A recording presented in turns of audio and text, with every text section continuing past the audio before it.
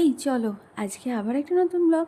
এই যে আমি রেডি হয়ে নিয়েছি, দেন হাওড়া স্টেশনে পৌঁছে গেছি।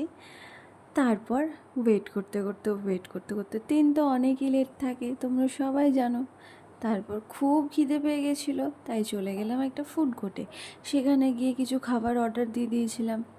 খাবার দিতে খুব লেট হচ্ছিল, তার মধ্যেই বাবি ফোন করে বলে ট্রেন চলে এসছে। আমরা তাড়াতাড়ি এসে যাওয়ার পর ট্রেন লেট। তারপর আমি যখন আবার খাবার আনতে গেছি তখন আবার ট্রেন তাড়াতাড়ি চলে এসছে। এটা কেমন নিয়ম বলো তো? এটাই হয়ে থাকে, তোমরাও বলো এটাই, যে তুমি যখন তাড়াতাড়ি করে কোথাও বেরোবে তখন দেখবে ট্রেন লেট করছে, কিন্তু তুমি লেট করলে ট্রেন তাড়াতাড়ি টাইমে চলে আসবে।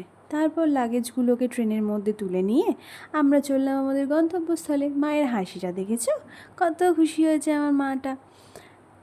তারপর ট্রেনের একটু সুন্দর জানলার বাইরে দিয়ে জগৎটাকে দেখে চললাম আমরা গন্তব্য। তারপর ট্রেন চললো, আমারও খিদে পেয়ে গেল, কারণ কর্ন স্যান্ডউইচ রয়েছে তো আবার গ্রিল করা। বাড়িতে তো আর গ্রিল করা সবসময় পসিবল নয়, আমার কর্ন খেতে খুব ভালো লাগে, তাই বাড়ির সবার জন্য নিজের জন্য নিয়ে নিয়েছিলাম। ট্রেন চলছে, আমিও খেতে থাকছি, বাইরের আবহাওয়াটাকে উপভোগ করতে থাকছি। তারপর চলে এলাম আমাদের গন্তব্যস্থল। চলো এরপর তোমাদের দেখাবো আমরা কোথায় ছিলাম, কিভাবে ছিলাম, কতটা এনজয় করেছি। তারপর হাঁটতে হাঁটতে বাইরে বেরিয়ে চলে গেলাম। দীঘা স্টেশন নেমে টোটো বা অটো করে আমরা হোটেলের উদ্দেশ্যে চলে গেলাম। তো এটা পার্ট 1 হিসেবেই রাখলাম, পরবর্তী পার্টটা নেক্সট ব্লগে আমি পোস্ট করব।